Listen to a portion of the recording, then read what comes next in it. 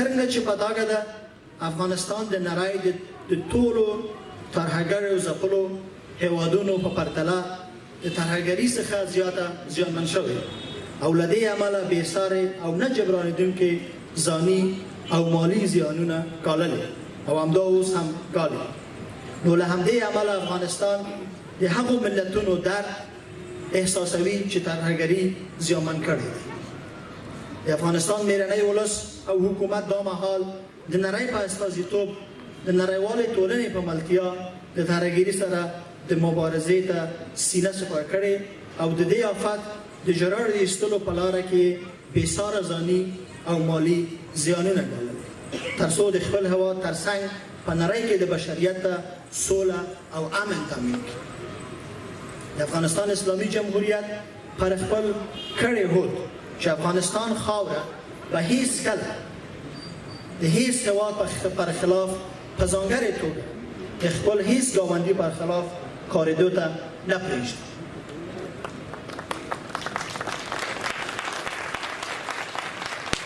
زموږ دولت په دې هوډ په کلکه ولاړ دی او هیلهمند دی چې نور هېوادونه په ځانګړې توګه د افغانستان ګاونډي هېوادونه به هم دا اجازه ورنکړي چې خاورې د افغانستان اسلامي جمهوریت د مخالفینو د ذریعه د افغانستان پر خلاف وکاري شي. او دغسې د احمدشاه د بابا د خوا ټولو ته سلامونه زه وایم. اعوذ بالله من الشیطان الرجیم بسم الله الرحمن الرحیم. لویه خدایه ستا په مینه په هر ځایه غر ولاړ دی درناوي کې ټول شوي په زاړی کې دلته دي د غرونه منې مونږ یږدی دي پکې پلنې دا وګړي ډېر کې خدایه لویه خدایه د توجه نه مو یوه نړۍ مننه. موږ که په دې غواړو که په هغه غواړو دا ټول ډېر لوی غمجن ورځ ته مخامخ یو. په دې کې موږ ډېر خلک د دې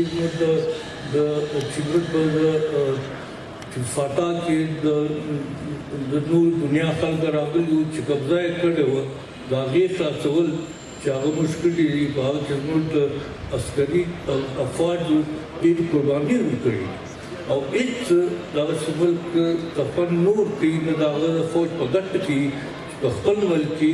عملیات کوي مګر دا مجبوري وه موږ کوله او اوس یې هم کوو چې دا به وکړو او هیله لرم چې که موږ دغه راوړو لکه دا څنګه چې تاسو نن دا خبرې وکړې اوله خبره او دا بنیادي ده او زما یقین دی دا خبره که تاسو په اخلاص کړي او موږ یې په اخلاص کړو او که دا خبرې په اخلاص وکړلې نو به انشاءالله دغه دهشتګردي ولو کم سے کم ختم نه شي لږ به خامخا شي.